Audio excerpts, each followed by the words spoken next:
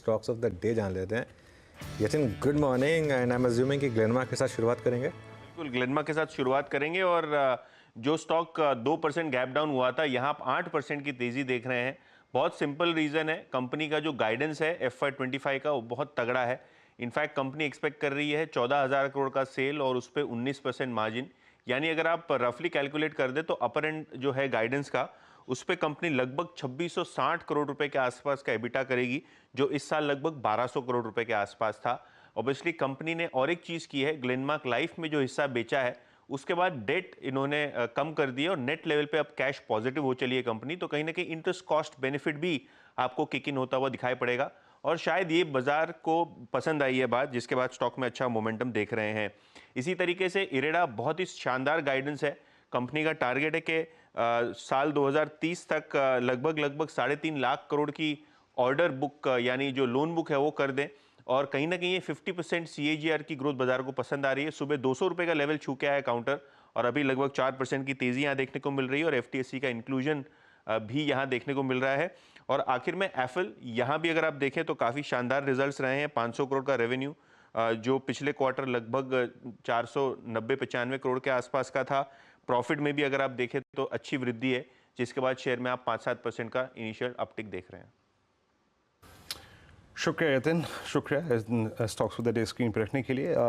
22978 ये निफ्टी का स्तर है। स्टॉक्स ऑफ द डे आपकी स्क्रीन पे हैं सारे के सारे, ग्लेनमार्क फार्मा, इरेडा और एफएल इंडिया। एक बार डायरेक्टर साहब निफ्टी की 2300 की कॉल पुट का आउटस्टैंडिंग वाई रखिएगा स्क्रीन पे। और मैं देख रहा हूँ कि आई थिंक इंट्राडे में 23,000 की कॉल पे कंसंट्रेशन काफ़ी बढ़ गया है और 23,100 की पुट भी। तो प्लीज़ 23,000 माफ़ कीजिएगा, यहाँ पे कितना आउटस्टैंडिंग आई है कॉल पे? करीब 84.8 का। और एक बार पुट लेके आइए ज़रा प्लीज़ 23,000 की। मैं देख रहा हूँ आई थिंक कल भी मतलब शुक्रवार को भी यहीं पे कंसंट्रेशन था बहुत ज़्यादा। पुट यहाँ पे भी ऑलमोस्ट 86 यानी सिमिलर क्वांटम में कॉल और पुट्स के वाई खड़े हैं। बट इसमें कोई राय नहीं है कि index of the day it's Nifty bank day high पर। और अभी जो राजेश जी आपने ट्रेड पे किया था ना HDFC बैंक, सारी फोर्स यहीं पे अनुज। अब HDFC बैंक को देखिए 1532 मेरे ख्याल से सबसे स्ट्रॉन्ग, मतलब ये रोटेट कर रहा है 200 EMA के ऊपर पोस्ट जनवरी 18 के बाद, बिल्कुल, मतलब 24 के बाद। बिल्कुल। खैर देखिए, मैं तो 200 के केस में सिंपल देखता हूँ, आप एक्सपोनेंशियल देखते हैं, लेकिन आज उसके भी ऊपर आ गया। बट मुझे तो खैर सिग्नल मिल गया था। सुबह मैंने इसके ऊपर एक रील भी बनाई थी। HDFC बैंक की बात हो रही है अब इस समय।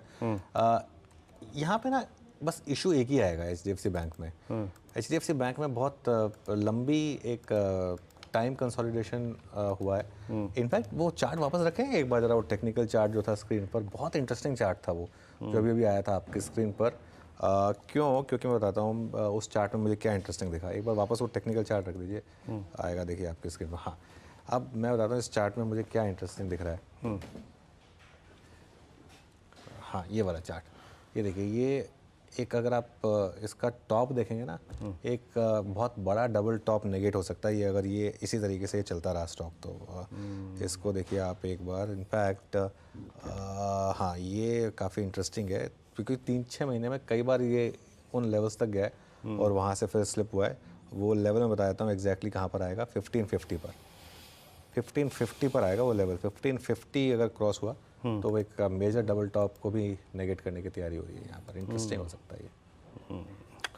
कोटक महिंद्रा बैंक, सारी फोर्स यहीं पर ही है। HDFC bank, sorry, Kotak Mahindra bank और HDFC दोनों ही चार्ट मैंने स्क्रीन पर लगा रखे हैं। 1720 और HDFC बैंक 1532। एक बार कंट्रीब्यूटर लेके आएंगे जरा प्लीज़ निफ्टी बैंक के, क्योंकि सारी की सारी आई थिंक जो फोर्स है ना वो इस वक्त निफ्टी बैंक में ही है।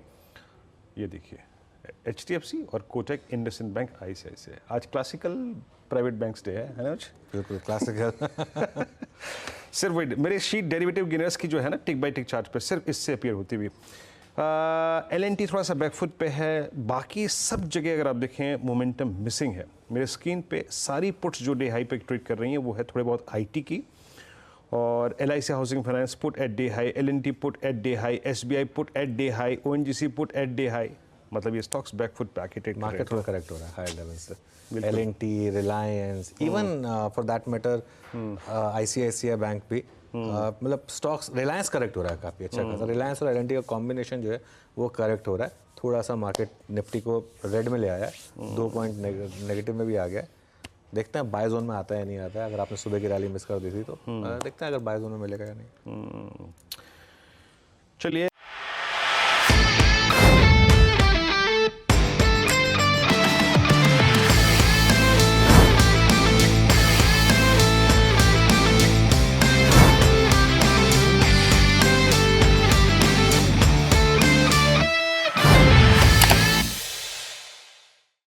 बता दें कि मनी कंट्रोल पर दिए गए विचार एक्सपर्ट्स के अपने निजी विचार होते हैं। वेबसाइट या मैनेजमेंट इसके लिए उत्तरदायी नहीं है। यूजर्स को मनी कंट्रोल की सलाह है कि कोई भी निवेश निर्णय लेने से पहले सर्टिफाइड एक्सपर्ट की सलाह लें।